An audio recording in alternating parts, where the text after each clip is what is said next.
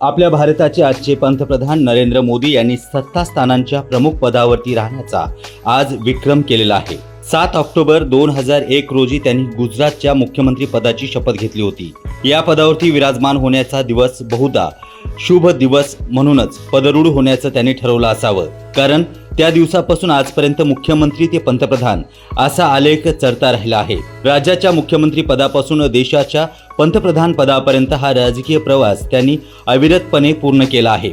त्यामुळे आता त्यांनी हा विक्रम तर केलाच आहे आणि अजूनही ते नवे विक्रम करून विक्रमादित्य होतील असं दिसतं। भारतीय जनता पक्षातील अनेक भूतपूर्व दिग्गजांना 75 वर्ष वयाची आट घालून त्यांनी मार्गदर्शक मंडळात पाठवावं, हा 75 वर्षाचा नियम सर्वांसाठी लागू होता। पण आता स्वतः नरेंद्र मोदी अतिविशिष्ट असल्यामुळे त्यांना हा नियम लागू करण्याचं कारण नाही। सत्ता कशी मिळवावी आणि सत्ता मिळाल्यानंतर ती कशी राबवावी यामध्ये त्यांचा हातखंडा आहे। आपले परमशिष्य भारताचे गृहमंत्री अमित शहा यांच्या सहकार्याने त्यांनी अनेक बाबतीत नवीन पायंडे पाडले आहेत। त्यांना जे वाटते ते अत्यंत योजनाबद्ध रीतीने पूर्ण करणं यातही त्याचा हातखंडा आहे। साधी निवडणूक आयोगाचीच गोष्ट घ्या।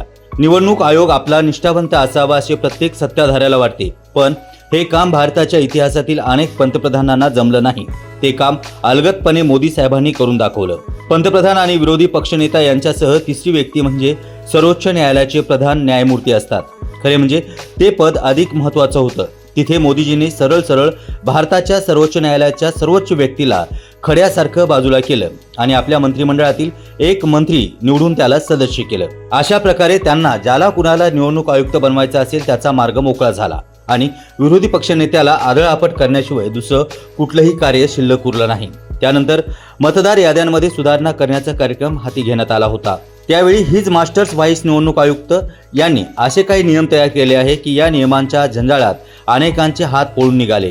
त्यातही गंमत अशी आहे की सर्वोच्च न्यायालयात खटल्यावर खटले भरले जातात, मात्र निर्णय लागत नाही। हे सर्व असेल तरीही एका बाबतीत मोदीजींना मानावंच लागेल, ते म्हणजे आज भारतीय जनता पक्ष म्हणजेच नरेंद्र मोदी हे समीकरण भारतामध्ये पक्के झाले आहे। एखादा नाना पटोले सोडल्यास अनेक नाना धुरंधर मोदी यांनी डोळे वटारताच अगदी चिडूलचूप होऊन जातात। मोदी आणि मोदींचे उजवे अमित शहा यांनी पक्की गाठ बांधलेली आहे। ती अशी आहे की आपण वर्षाचे 365 दिवस आणि दिवसाचे 24 तास येणारी निवडणूक कशी जिंकता येईल याचाच विचार करावा। पावसाळी छत्र्याप्रमाणे निवडणुकीच्या 2 किंवा 3 महिने आधीपासून जागृत होणाऱ्या आताच्या विरोधी पक्षांना त्यामुळेच हे साधे गणितही जमू शकत नाही। काँग्रेस सारखे मोठे आणि जुना पक्ष प्रत्येक राज्यात आपापसातील भांडणामध्ये मग्न आहे। या भांडणापायी हरियाणा हातचा गेलाय, महाराष्ट्रातही तेच झालं। आता केरळ आणि आसाम या राज्यातही काँग्रेसमध्ये घमासान सुरू आहे।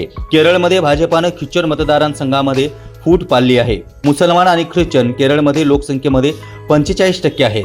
त्यापैकी 5 ते 60% ख्रिश्चन भाजपाकडे वळले आणि तिरंगी लढत झाली।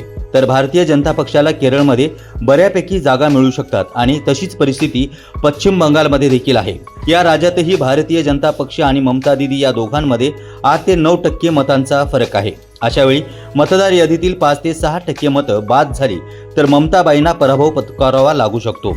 म्हणजेच अत्यंत योजनाबद्ध रीतीने राजकारणाचा अभ्यास करून मोदी आणि अमित शहा या जोडगाळीने भारताला भाजपमय करण्याचा जो चंक बांधला आहे त्याला प्रमुख विरोधी पक्ष असलेल्या काँग्रेस थांबूच शकत नाही असं दिसून येते।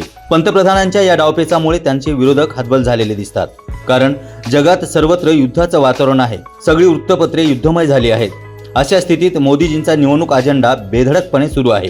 सत्ता टिकवणे हा आमचा एकमेव धर्म आहे अशा विचाराने मोदीजी पुढेही अनेक वर्ष सत्ता पदावरती राहतील याबद्दल यत्किंचितही शंका बाळगण्याचं कारण नाही। त्यामुळे मोदीजींच्या विक्रमाला शिरसाष्टांग नमस्कार केलाच पाहिजे। तो आपण करूया आणि त्यांचं अभिनंदन देखील करूया।